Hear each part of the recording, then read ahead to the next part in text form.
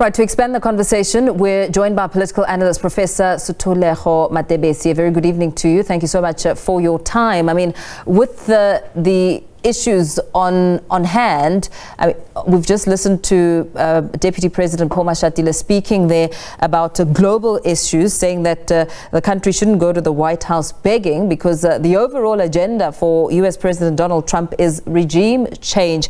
And of course, that will be one of the issues on the agenda as the ANC convenes an NEC meeting this weekend to look at the state of local government. Yes, because what is happening globally has a huge impact on the issues of South Africa. But perhaps let's take this opportunity, Masjaba, to thank you for this opportunity, and also the listeners viewers who are joining us. But all these global issues have huge impact on South Africa. And it all depends on the posture of our government. And yet, from time to time, we will hear these pronouncements that we will not be bullied by America, but we will see whether South Africa will be able to emerge eventually after engaging America yet again on this particular issue. Yeah. And another issue is, one here locally, the Northwest province, currently facing the highest unemployment rate in the country and widespread service delivery failure. Do you believe the president's intervention is perhaps too little, too late? Yeah, well, it's one thing that we should forever commend. It's when there is engagement, which is, I think, one of the cornerstones of our democracy. When the president or any national department visits provinces and engage with or interface with municipalities, that is one thing. But fact of the matter is, I don't think the visit today or over the weekend will make any significant changes, because you are not dealing with the root causes of municipalities that are malfunctioning. And for me, one of the root causes is you've got people in positions that doesn't have a clue what to do. And the issue of consequence management, where you've got a municipal manager and we've got credible evidence year in and year out from the Auditor General of South Africa that money is actually being siphoned off. And the question is, yet each year we say there's improvement on these financial auditing reports, but yet absolutely no action is being taken against those individuals that are embezzling huge amounts of taxpayers' efforts in this particular country. So, in your view, what systemic governance failures do you believe have perhaps led to such a drastic collapse in the Northwest? And why haven't national interventions worked in the past?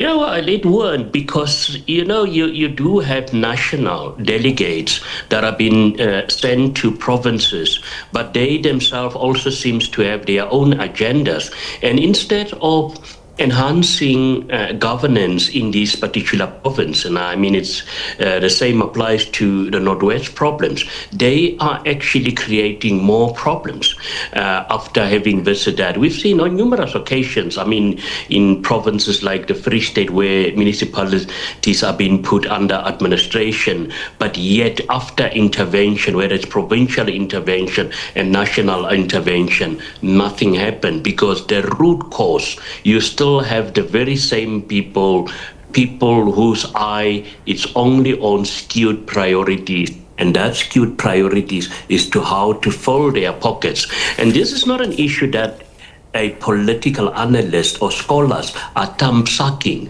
There are credible evidence that our municipalities are definitely failing. And the question is, all these engagements, they are good on paper, but the question is, why can't we turn the tide against this horror stories where many communities, more than 3 decades of our democracy, still battle to get access to clean water? It's a good question. Why can the tide not be turned?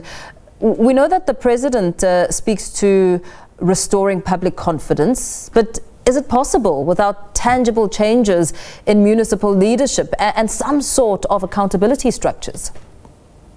No, well, you can do that, and that is one of, like today when you listen to the speech, and the President is well spoken, very articulate, and when you listen to him, yes, that can sway one or two persons, but fact of the matter is many South Africans, and irrespective of even whether you are a member of the African National Congress, I don't think many South Africans will be happy with what is happening in Northwest. You should just drive on the roads there, and the question is, look at the capital city. I mean, go and look at Mafikeng. Just for me, that is an example of what we have done to our own infrastructure post apartheid, and that for me is indicative of how we have, maybe cast our eye or our priority somewhere else. And I strongly believe that it is possible to turn the tide, and to turn that particular tide will have huge political implications, and that's why that particular route is not taken. Because the moment if you now get rid of comrades, this whole notion of you scratch my back and I scratch yours later, that if you want that to come to end, then many people will be sitting out without these positions, and that's why for me it's business as usual. And in terms of the party's recommitment, I mean, how do you see it? The party's recommitment to service delivery, do you see it as a genuine turnaround strategy, or is it perhaps early campaigning? Next year's local government elections take place. A very good question. One can never blame the ANC, even the president. The president is trying. The strategies are there, and as I've indicated, we are doing extremely well on paper. I mean, if you have listened to all the speeches, even the deputy president and even the premier of Northwest, you would have believed that, yes, it's possible. But we all know the problem lies in implementing this, and that's where the problem comes from. I don't understand why is it so difficult to take action and immediately against those who are not doing what they're supposed to do. And I mean, it's positions are clear. You've got a municipal manager, you've got a provincial department which needs to have oversight over municipalities. Such bloated structures, and you can't go wrong, but yet we are still failing, and that tells you we're very good on paper, all these plans, but yet when it comes to taking drastic actions, that's where we fail. So with the ANC calling for a roll call for all its councillors on Monday, does this signify a party trying to enforce discipline, or again simply rallying troops ahead of local government elections? No, the ANC is a party that doesn't learn from its previous mistakes, and I stated this during the last election. To say it because for me it seems as if the party has already started its election campaign, and now suddenly there is this push, this haste to be seen to be doing something. Yes, it's part of the party's internal, processes unfolding. But I mean, having roll calls and all that.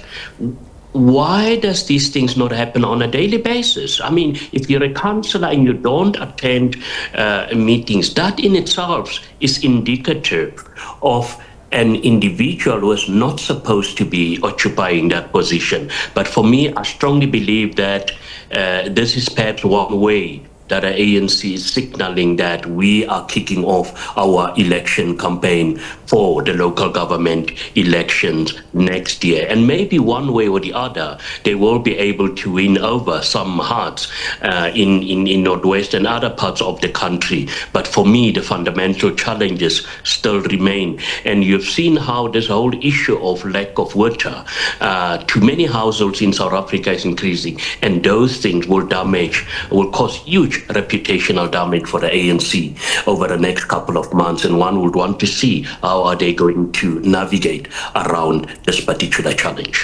Very well. Thank you so much for weighing in on this discussion. Political analyst Professor Sethulego Matebesi.